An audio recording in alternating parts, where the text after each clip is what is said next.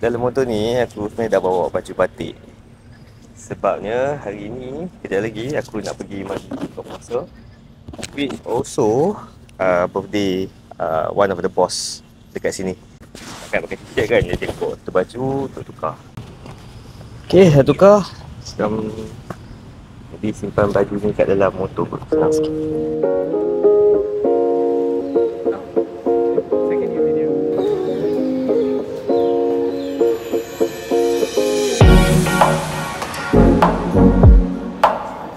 Alhamdulillah, malam ni special sikit. Aku dijemput untuk berbuka puasa bersama dengan team management dekat Irama Dining. Tempat ni memang ada vibe klasik Melayu dan it give out a classy vibes. Tak kira siapa pun, waktu berbuka ni adalah satu benda yang aku rasa semua orang kongsi rasa syukur.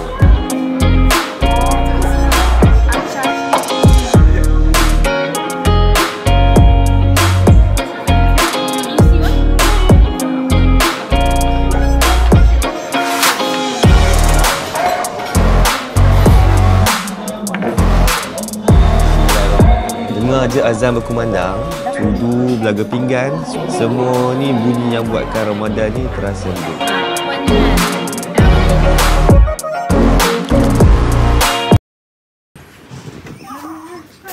Okey. No. Jom. Tapi sahur. Sahur kat luar. Ada roti Arab. Sekarang jam menunjukkan pukul 3.28 pagi and we are currently going to get sahur kat luar kali ni. Selalunya wife aku akan masak je dekat rumah, but because hari ni adalah weekend, jadi we decide to explore some other place untuk pergi bersahur. Okay, jom. Tutup sebelah. Well, kita kena pergi satu lagi Taza. Tak kena tahulah dia selalu tutup sebelah.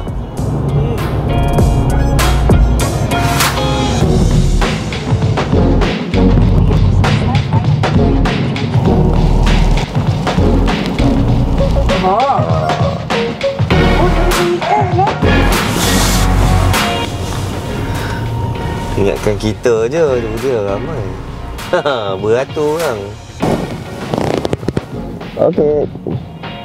Tunggu sedap tidur. Okey. Okey, jom. Okey. Actually kedai ni aku jumpa masa doom scrolling dekat Instagram. Tiba-tiba dia keluar dekat Halal Foodie dan aku tengok nampak macam menarik lah menu-menu dia. Masalahnya sebab terlalu ramai orang dan makanan cepat habis. Masa kami sampai, cuma tinggal fries dan nasi campur. Lauk sahur kita simple je. Aku ambil lauk ayam sebabnya aku nak makan dengan fries. Fries panas-panas lagi. Panas-panas. So, bolehlah. Ingatkan banyak lagi lauk kan. Tapi ramai lagi orang. So, dah tak ada apa-apa dah dekat kawasan pilihan makanan. Okey, ni kalau dapat fries, seorang ambil kat dia. Seorang lagi, dah terlena.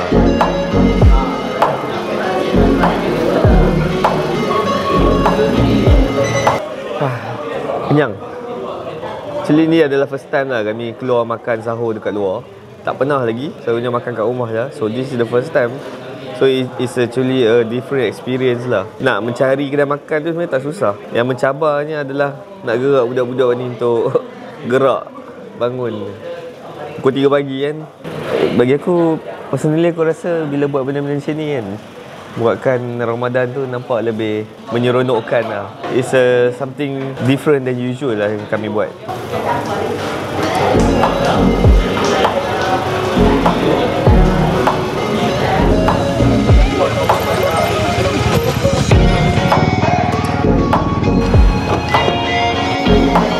Okay guys, baru je balik daripada sahur tadi.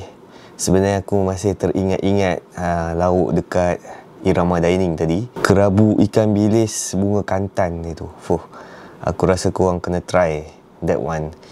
Masuk je dalam mulut, it feels so flavorful. Bila gigit ikan bilis tu, boleh rasa kewangian bunga kantan tu. Aku rasa that was the highlight of the fest buka puasa tadi. Sahur tadi aku rasa tempat tu is really not bad. Cuma mungkin sebab dia viral recently, jadi agak kucak-kacir sedikit. But I think that was something normal happening to cafe yang tiba-tiba viral. Bagi aku sepatutnya dalam pukul 4.30 tu makanan sepatutnya ada lagi lah kan. It was quite surprising, makanan dah habis. Dalam video tu aku tengok ada roti Arab kan. I was looking forward for that, tapi pun habis juga. Jadi nak buat macam mana? Tak ada rezeki. Mungkin kita pergi cari roti Arab dekat tempat yang lain. Aku rasa situ saja vlog aku hari ni. Thank you everyone for watching. I'm going to get back on the editing parts supaya aku boleh upload video ni secepat yang mungkin. Thank you everyone for watching. I'll see you guys in upcoming vlogs.